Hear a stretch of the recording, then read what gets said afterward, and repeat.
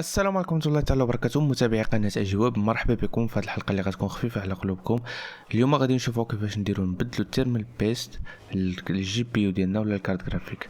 اول حاجه غنحتاجوا هي التيرمال بيست اللي عندنا لنا اليوم الليكويد ميتال اللي غادي نشرح لكم عليها من بعد. عاد نحتاجوا جي بي تي، نحتاجوا عود ديال التنظيف ديال الودنين، صباغه ديال الطفران عادي ديال النساء، وشيته ديال السنان باش نديروا التنظيف ديالنا، و طورنوفيس او لا اي حاجه ممكن نفتحوا بها الفيسات. اول حاجه غنديرها غنفتح كاع الفيسات ديال الكارت جرافيك ديالي.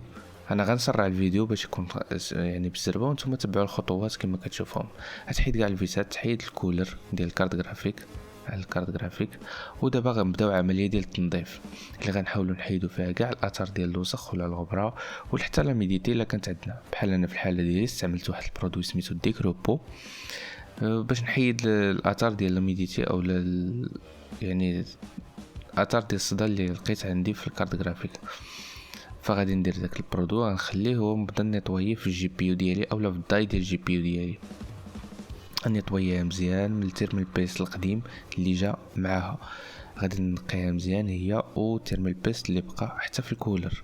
كما كتلاحظوا تنقي كاع الامور مزيان وتحاول تغسل يعني الجي بي يو ديالك كامل بالجيبيتر. ما تخافش راه ما ياديش ايسانس جيبيتر. كما تلاحظوا معايا غادي نحاول نقي كاع الكارت جرافيك كامله بصفه عامه، نحاول نقيها مزيان.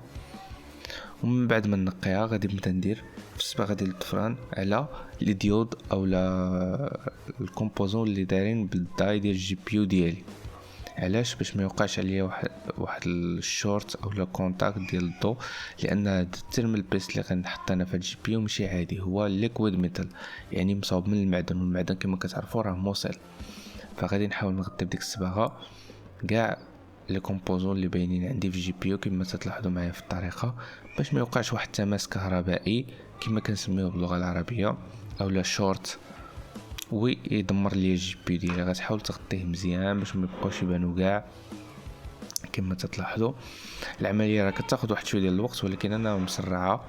وغادي نحاول نقي الا طلع لي شويه ديال الصباغه فوق الداي، لان ما خصنيش نخليها باش يعني باش ما تاثرش على الحراره ديال الجي بي يو ديالي. كما كتلاحظوا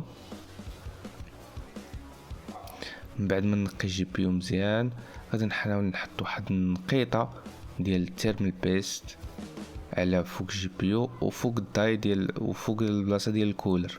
كما تلاحظوا من بعد ما نقيت داكشي مزيان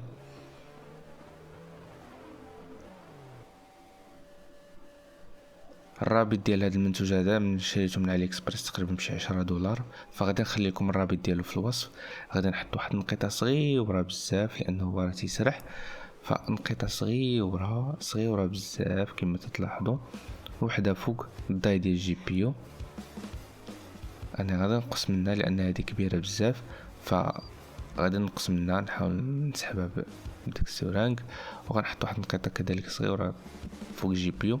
هنا تنصحكم ما تستعملوش هذا المنتوج هذا يعني مع الالومنيوم. الا كان عندكم الكولر ديال الكارت جرافيك الومنيوم فما تستعملوش هذا النوع ديال التيرمال بيست ولا ليكويد ميتال كما تيتسمى.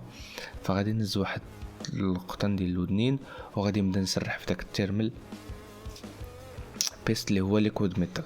كما تلاحظوا غادي تمشي مع هذه العمليه، تعطيها الخاطر وتعطيها الوقت وتبقى تسرح باش تسرح كامله على الداي وكذلك على البلاصه ديال الداي في الكولر باش يوقع واحد التماس جيد.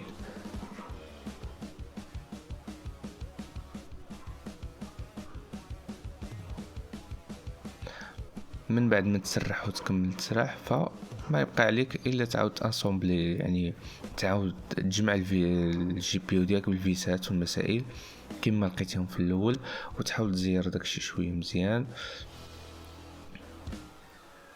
ودير جي بي يو ديالك في السيستم وتيستي ان شاء الله، وغادي تحسن درجه الحراره عندك في الجي بي يو. انا بالنسبه لي لقيت تحسن ديال 10 ديال الدرجات بالنسبه للجي بي يو ديالي. كان هذا هو الفيديو، كنتمنى ينال الاعجاب ديالكم وما تنساوش تشتركوا في القناه اللي مازال ما مشتركينش. والى اللقاء. اللي عندكم شي سؤال خليوه في التعليقات.